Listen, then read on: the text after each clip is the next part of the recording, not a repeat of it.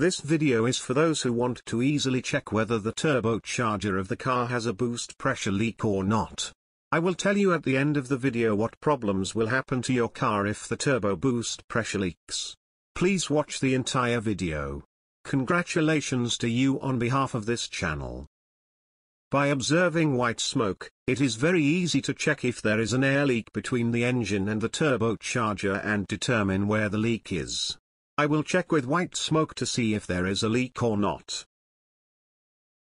To test for leaks, I will first open the air filter box and take it out. I will use this cap to close the turbo air hose so that white smoke can enter. Connect the red connection of the white smoke machine to the battery positive supply and the black connection to the battery negative terminal. I turned on the white smoke machine. As soon as you switch on, see white smoke coming out. I connected the turbo hose to it and opened it again and saw that more white smoke was coming out.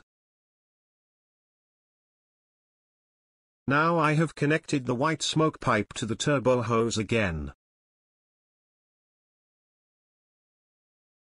You should check all the engine air hose pipes for leaks and white smoke will come out. If there is a leak in the turbocharger inlet and outlet air lines, white smoke will definitely come out. Look, white smoke is coming out of the turbocharger, which means the turbocharger has a boost pressure leak, so the white smoke is coming out. Turbocharger boost pressure leaks can cause a variety of problems. Check engine light, loss of engine power, poor acceleration, rough idle, increased turbo lag. Fuel efficiency. Sounds like turbo buzzing. If there is a leak, it must be repaired to solve the problem.